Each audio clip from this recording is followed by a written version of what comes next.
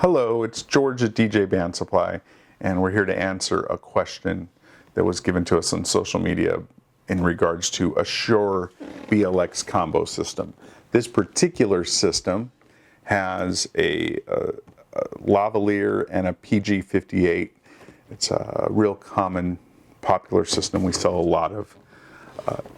The question they were asking was, could they get a second handheld and interchange it instead of the Lavalier?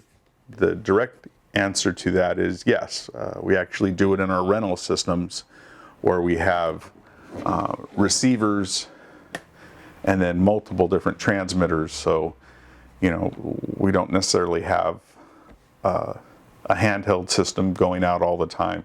They want lavaliers. Well, rather than buy a whole nother system, we just have lavaliers programmed onto that channel. So when you turn on those first two, so if you're not going to turn on your lavalier system, you're going to turn on just the two handhelds and sync them to this if they're not already pre-synced, and it'll work just fine. Obviously you can't run three, but you know, if you turn one off and sync the third, you're in good shape. So the direct answer to the question is yes, you could have multiple different transmitters, which is the handheld piece or the lavalier body pack. And you can only use two, but you could have three or four. I mean, you could have two lavaliers and two handheld transmitters in one pack, and whatever combination you needed at the time of your event, that's what you would use. The second question was distance. What is the distance that these can be from each other? That is a loaded question because it depends on a few different things.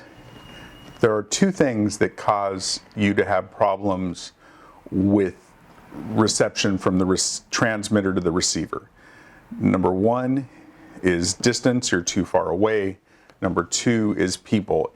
People in between soak up RF frequency. Perfect example would be, I was at a wedding, the person did a sound check, they had their system in the back behind all the people that were there to witness the marriage, and the gentleman did a sound check, he had his receiver in the back it was a DJ system that he was plugged into, and he went up front where the altar was at, perfect sound check.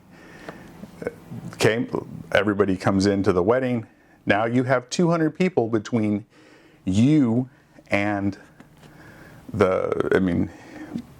you're being in the back position with the receiver, your microphone is up front. You had probably at least 200 people in between. Now those people are all stopping frequency. He did a second horrible thing, was that the pack was very well protected in a gator case, but he had it on the floor. That causes a lot of problems. You need line of sight. We were able to barely get through. It was not pretty, but at least it was, it didn't totally completely fail, as we were able to take the body pack, literally hold it up, and get line of sight. But the distance and the bodies in between were very hard to get past, but at least we had some signal. So it cut out a lot, but at least it wasn't dead. So line of sight, you don't want a ton of people in between. And the distance was pretty far. He was probably close to 150 feet. So that didn't help matters either. The less the distance, the more you can get away with people in between. You could, if you're in that situation, put the receiver up, in the front and run a mic cable back to your unit.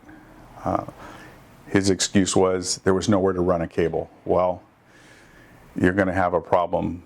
Wireless mics will only go so far. You put a ton of people in between.